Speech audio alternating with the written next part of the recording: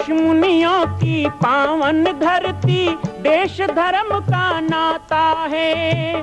कहते सारे लोग यही हैं, गो हमारी माता है। जाग उठो ओ भारतवासी, जाग उठो ओ भारतवासी, गो पर छुरियां चलती हैं। बंद करो गो माँ की हत्या, सारी जनता कहती है। बंद करो गो माँ की हत्या, सारी जनता कहती है।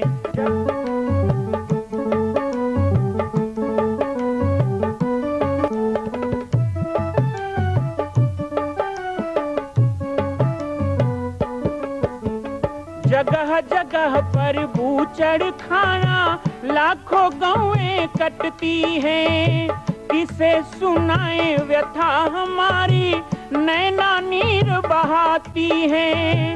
रक्षा करना गौ माता की, रक्षा करना गौ माता की, गीता ज्ञान सिखाती है। बंद करो गो माँ की हत्या, सारी जनता कहती है। बंद करो गो माँ की हत्या, सारी जनता कहती है।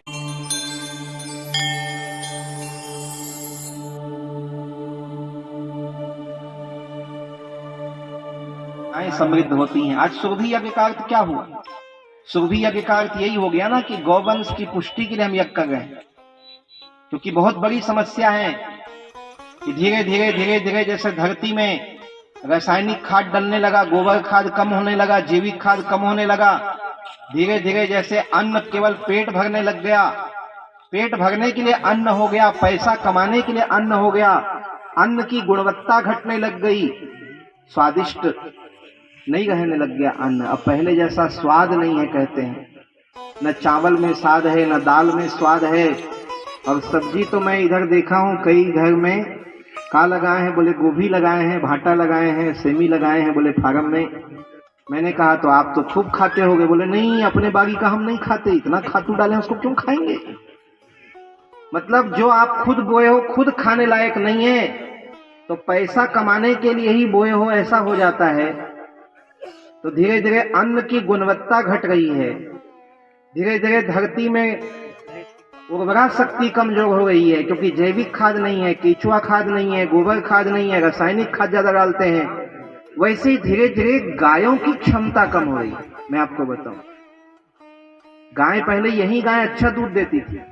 उसका कारण ये भी था कि आप अलसी, जीलो, लाखड़ी सब लगाते थे और खूब उनको भूसा मिलता था, खली चुनी। पहले तेल रेडीमेड नहीं खरीदते थे, तेल पेराते थे तो तेल का खली मिलता था। ऐसे ही धान कस के कुटाते थे तो गाय को भी मिलता था। आजकल वो फोकट वाला मिलता है तो कुटाए कौन। ऐसे ही गेहूं भी पिसाते थे। तो बहुत सारा चीज गायों के लिए होता था और गौ माता को भोजन भी अच्छा मिलता था, पोषण अच्छा मिलता था, गोचर भूमि बहुत थी, पवित्र पानी था पीने के लिए। और इस तरह से गाय सुखी होती थी, गाय को परिवार का सदस्य माना जाता था। रोज गाय को घर में धोया जाता था, साफ किया जाता था, उनके शरीर का ध्यान रखा जाता था। गरीब से गरीब हो, अमीर से अमीर हो, लेकिन कम से कम 4 महीना तो 2 बोझा घास काट के उसको खिलाने की परंपरा थी। कोई खाली नहीं रखता था गायों को। तो उस समय दूध भी बहुत थी गाय में। अब धीरे धीरे कहते हैं गाय दूध नहीं देती है महाराज। कई लोग शिकायत करते हैं गाय दूध देती है तो घी नहीं निकलता है महाराज। कारण क्या है? गायों में जो गुणवत्ता की कमी है, दूध में जो गुणवत्ता की कमी है, धरती में जो गुणवत्ता की कमी है, आपके अन्न में जो गुणवत्ता की कमी है, इसका कई कारण है, लेकिन एक बहुत बड़ा कारण है और वो कारण है यज्ञ का नहीं होना। यज्ञ जितना कम होगा, यज्ञ से जितना हम दूर होंगे, उतना ही सृष्टि की गुणवत्ता घटेगी। आज भी बाल बच्चे हैं, संतति है, आपके संतान है, लेकिन वो संस्कार नहीं दिखते हैं। पूजा पाठ अध्यात्म की ओर झुकाव नहीं दिखता है। क्यों? आज की बालक बालिकाएं दूसरी दिशा में तो हो रही हैं, आगे बढ़ रही हैं, पढ़ रहे हैं, लिख रहे हैं, अच्छा है, नंबर ला रहे हैं, बड़ी बड़ी नौकरी, अच्छा पैसा कमा रहे हैं, सब ठीक है। लेकिन अपनी संस्कृति, अपनी सभ्यता, अपने संस्कार से दूर होते जा रहे हैं। कुछ लोग कहते हैं माँ बाप संस्कार नहीं देते। माँ बाप संस्कार भी दे दोगे तो क्या होगा? किसान बीज लगा दोगे, खातू डाल दोगे तो क्या होगा? बरसात भी तो चाहिए, पानी भी तो गिरे तब तो। पानी ही नहीं गिरेगा तो आपके बीज खाद से क्या होगा?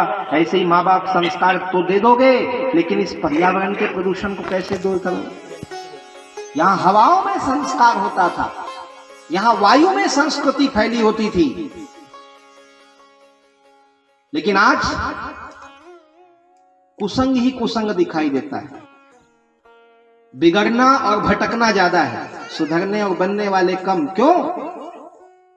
क्योंकि यज्ञ नहीं होते, वेद मंत्रों का उच्चारण नहीं होता, पवित्र वस्तुओं का आहुति नहीं होता है। यज्ञ भी होते हैं तो शुद्ध नहीं होता है। यज्ञ हो रहा है पर गाय का घी नहीं है, विधि विधान नहीं है, ब्राह्मणों का सम्मान नहीं है, या कई जगह ब्राह्मण भी इसको व्यापार सौदा केवल दान दक्षिणा के लिए आयोजित कर रहे हैं। उनको नहीं मतलब है कि जजमान का भला कैसे होगा, उनको यह देखना है कि उनका भला कैसे होगा। ये सारी स्थिति को देखते हुए ऐसा लगता है कि एक पवित्र, सुंदर, सात्विक और विधि विधान पर बहुत आवश्यक है। जगह जगह पर यज्ञ होने से केवल अकाल नहीं पड़ेगा, ऐसी बात नहीं। यज्ञ होगा तो अकाल नहीं पड़ेगा, यज्ञ होगा तो बीमारी दूर भागेगा, ऐसा ही नहीं है। यज्ञ होने से आपकी समृष्टि भी समृद्ध होगी, आपकी सृष्टि भी समृद्ध होगी। आपका वायु है, अग्नि है, धरती है, आकाश है, जल है, ये पवित्र होगा। धान का पेड़ अच्छा लगा दिए, पानी अच्छा गिर गया, धान का फसल अच्छा हो गया, सब ठीक हो गया, लेकिन उसमें कई धान में अनाज नहीं रहता है ना, बोलते ना बदरा हो गया। मिंजोगे तो बहुत हो गया, लेकिन जब धान निकला तो कम हो गया। क्यों? क्योंकि देवी देवताओं का हिस्सा हमने देना भूल गए हैं। अन्न को रस देने वाला कौन है? तो देवता है। सोमो भूत्वा रसात्मक। चंद्रमा ही अन्न में दूध भरता है, चंद्रमा ही फलों में रस भरता है, चंद्रमा ही फूलों को सुगंध देता है, अग्नि फूलों को रंग देती है। चित्रकार कौन है? ये गेंदे का फूल पीला भगवा बना हुआ है, ये कौन करता है? अग्नि का काम है। धरती इसका शरीर बनाती है, अग्नि इसे रंग देता है, चंद्रमा इसको सुगंध शीतलता देती है। और इसी तरह से अन्न को रस देने वाला, फलों को रस देने वाला, अमरूद पीला लाल कैसे हो गया, अनार के दाने लाल कैसे हो गए, ये सारे रंग को बनाने वाला चित्रकार देवता है, रस भरने वाला देवता है, उपजाने वाला देवता है, इसे बड़ा करने वाला देवता है, पुष्ट करने वाला देवता है। आप तो केवल और केवल एक नाट्य मंच के कलाकार हो, लेकिन बाकी सारा काम प्रकृति के देवता ही करते हैं। तो सारा कुछ देवताओं के संचालन में हो रहा है। आप बताओ, कोई सरकार कर सकती है? कोई पार्टी कर सकती है? कोई दल कर सकता है? बड़ी बड़ी बात करने वाले नेताओं को बोलो कि किसी फूल में तुम सुगंध भर दो, किसी फूल में तुम रंग भर दो, धरती में बीज डाला तुम पैदा कर दो, पानी नहीं गिरा पानी गिरा दो। फसल की बीमा तो सरकार करा देगी, लेकिन फसल ना हो तो उस स्थिति में फसल पैदा सरकार कर सकती है? नहीं कर सकती। ये सब देवताओं का काम, ये देवता करते हैं, तब भी करते थे, आज भी करते हैं, आगे भी करेंगे। तो उन देवताओं के प्रति हमारी जिम्मेदारी का नाम यज्ञ है। यज्ञ होने से ही देवता पुष्ट होते हैं, तब वो हमारे अन्न, सृष्टि, गाय, दूध और संपूर्ण संतति को पुष्ट करते हैं। कहीं ना कहीं ये जो विकलांग होता हुआ समाज, कहीं ना कहीं अधर्म से दबा हुआ समाज, कहीं ना कहीं अपने ऊपर होने वाले आक्रमण को भी चुपचाप सहने वाला समाज, मुझे लगता है इस कमजोरी का कारण वही पौष्टिकता नहीं मिल रही है जो देवताओं से मिलता था। और देवता अपने आप नहीं देते हैं, देवता अपने आप नहीं देते हैं। देवताओं के लिए और मनुष्यों के लिए जो संबंध है वो गीता ने कहा है। गीता में भगवान कृष्ण कहते हैं कि सृष्टि के प्रारंभ में ब्रह्मा ने देव और मानव को बुलाया, मनुष्य को कहा तुम यज्ञ के द्वारा देवताओं को तृप्त करो, और देवताओं को कहा यज्ञ से मिले भाग को ग्रहण करके तुम मनुष्यों को तृप्त करो। तो बिजली चाहिए कह के बिजली बिल पटाते हो, आजकल तो नल जल योजना आ गया है, उसका भी टैक्स पटाते हो। हवा पानी सबका तो टैक्स भर रहे हो ना, आपासी पानी का भी तो टैक्स पटाते होगे क्या? फोकट में तो कोई डैम वाला नहीं देगा। ऐसे बहुत सारा आप टैक्स पटाते हो, बिल पटाते हो, जमीन का टैक्स पटाते हो, दुनिया भर का, लेकिन देवी देवताओं के लिए यह विचार क्यों नहीं होता है?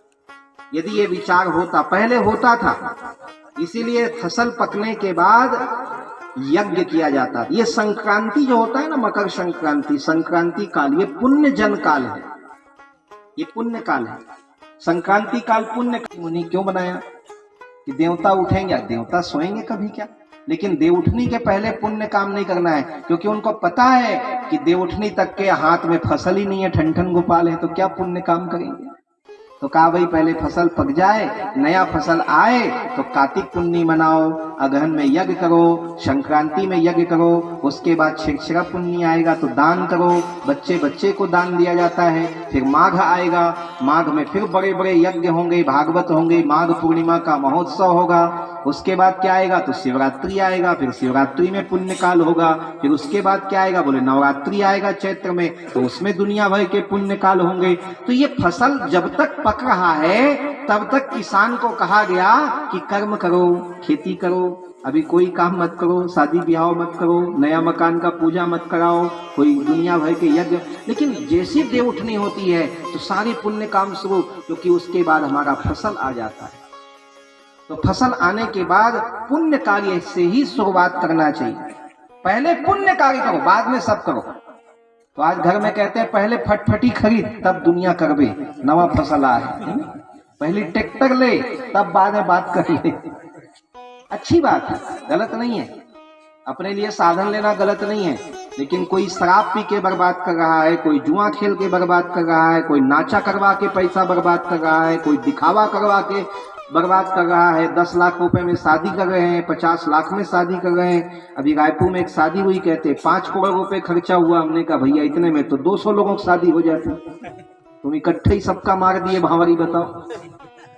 लेकिन एक सेठ का भी हमने सुना कि अपने बेटी की शादी में जो खर्चा होना था, उसी खर्चे से उसने गरीब गरीब 100 बेटियों की शादी करवाई और उसी मंडप में अपनी बेटी की भी शादी करवाई। इसीलिए आज उसका नाम मैं यहां बैठ के ले रहा हूं ना, क्योंकि उसने इतना अच्छा काम किया। यही हमको सोचना है कि व्यर्थ में देखो, दान करना ही धन का लक्ष्य नहीं है। धन का 3 लक्ष्य है, सब जानते हैं, दान, भोग और नाश। पहला है दान करो, जितना हो सके दान करो, जितना हो सके उतना दान करो। घर बेच के दान करना भी ठीक नहीं है ना, जितना हो सके दान करो। हम थोड़े कह रहे हैं आप भाई नागा बाबा में यज्ञ हो गया तो तुम पूरा ही दान कर दो, तुम ही नागा बाबा हो जाओगे फिर तो। ऐसे थोड़े करना है कि तुम बाबा जी बन जाओ, जंगल जाना पड़ जाए। दान करो, अरे तुम लाख रुपए वाले हो तो 1000 दान करो, तुम 10,000 वाली हैसियत है तो 1100 दान करो, तुम्हारा यदि 100 का हैसियत है तो 11 रुपए दान करो। दशांश निकालने की बात कही गई, 10वां हिस्सा निकालने की बात कही गई। तो यज्ञ जहां भी होता है वहां दान का बहुत महत्व है। लेकिन धन की 3 गति में भोग भी ठीक है, परिवार के लिए लगाना, बच्चों के लिए लगाना, घर बनाना, कोई गलत नहीं है। जहां आवश्यकता हो जरूर आवश्यकता की पूर्ति करें, वो नहीं करेंगे तो कंजूस कहलाओगे, और कंजूस व्यक्ति भी कलंक है। कंजूसी करके जीवन बर्बाद, जमा कर रहे हैं, कहे अरे बुढ़ापा में काम आएगा, जमा करो बुढ़ापा में काम आएगा। बुढ़ापा वो बूढ़ा हुआ ही नहीं, एक दिन अटैक में मर गया तो क्या काम आएगा? जमा किया, 50 लाख अकाउंट में था, फलाना में इतना था, उतना है, ये बनाया था, वो क्या काम आया बताओ? जीते जी थोड़ा भी उपयोग नहीं किया। बुढ़ापे का काम तुझे पता है, तू लिखा का है, तू बूढ़ा होकर मरेगा भाई, तू जवानी भी तो मर सकता है। ऐसे बच्चों के लिए करते हैं, बेटी के शादी के लिए जमा कर रहा हूँ, बेटी की शादी के लिए अभी पाटेश्वर धाम में कार्यक्रम हुआ तो हमने कहा सब बेटियों को साइकिल बांटेंगे। तो बहुत सारे नाम आ गए, 40-50 नाम आ गए, मुझे चाहिए। मैंने कहा नहीं, उसी को देंगे भाई जिसके पास सचमुच कमी होगा, जो गरीब हो, जिस परिवार में देने लायक क्षमता ना हो। तो एक से एक मामला आया, एक जने के 2 बोरबारी है, 40 एकड़ जमीन है, लेकिन बेटी को साइकिल आश्रम से मिलना चाहिए। मैंने कहा भाई तेरे पास 2 मोटर है, तेरे पास इतना खेत है, खुद के पास फटफटी है, घर में ट्रैक्टर है, बेटी के लिए साइकिल नहीं है, वो पैदल स्कूल जाती है। मैंने कहा धिक्कार है तेरे बाप होने में, तो तुरंत साइकिल ला दिया। बाबा जी डांट रहे हैं, दारू पीता है रोज, तो बेटी के लिए साइकिल नहीं है। हम कहते हैं अपने बच्चों के, कहते हैं मैं तो जमा कर रहा हूं, ये बेटी के शादी के लिए जमा कर रहा हूं इसलिए।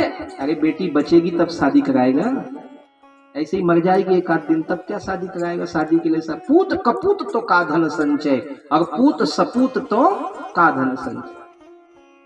मर मर के कमाओगे, जमा करोगे, अगर बेटा यदि कपूत निकल गया सब कुछ 4 दिन में बर्बाद कर देगा, उड़ा देगा। लेकिन यदि सपूत निकल गया तो तेरी कमाई छुएगा भी नहीं, तेरे से दुगुना खड़ा कर देगा।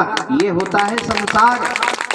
और इसके कई प्रत्यक्ष प्रमाण, ये वेद पुराण में पढ़ने की जरूरत नहीं है, ये सब आपको अगल बगल झांकोगे पड़ोस में दिख जाएगा। हो रहा है कि नहीं? गांव गांव में देख रहे हो ना, पूत कपूत तो का धन संचय, पूत सपूत तो का धन संचय। तो इसलिए भैया ऐसे करो कि जितना हो सके अपने घर परिवार में लगाओ, अच्छा जियो, अच्छा पहनो, अच्छा खाओ। अच्छा का मतलब मैं नहीं कह रहा हूं खूब महंगा जीवन जियो, सादा जीवन, उच्च विचार, लेकिन कंजूस मत बनो। अपने लिए भी कंजूस मत बनो और धर्म के लिए भी मत बनो।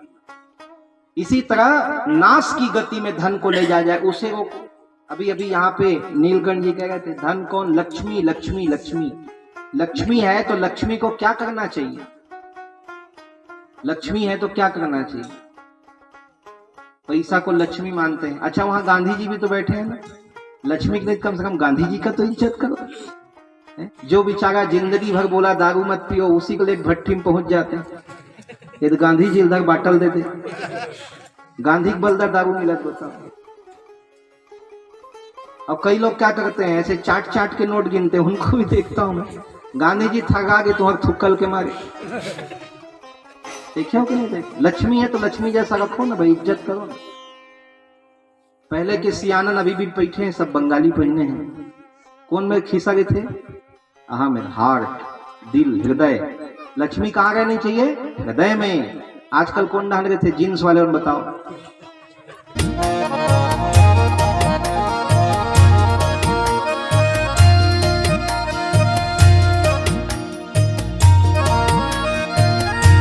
मां कौशल्या की पावन जन्मभूमि छत्तीसगढ़ प्रांत में बालोद जिला में स्थित है श्री सर्वसिद्ध शक्तिपीठ जामड़ी पाटेश्वर धाम। परम पूज्य सद्गुरुदेव राजयोगी बाबा जी की तपस्थली श्री पाटेश्वर धाम और विश्व के अद्वितीय मां कौशल्या जन्मभूमि मंदिर निर्माण का दर्शन करने और इसी प्रकार समसामयिक विषयों पर अपना ज्ञान वर्धन करने के लिए और 10,000 गायों के लिए बनने वाले श्री हनुमान नंदीशाला गो अभ्यारण्य का समाचार प्राप्त करने के लिए आप सभी देखते रहें YouTube चैनल पर राम बालक दास, और हमारे चैनल को आप सभी सब्सक्राइब करें, घंटी का बटन दबाएं ताकि आप सूचनाओं से जुड़े रह सकें। जय श्री राम, जय गौ माता, जय गोपाल।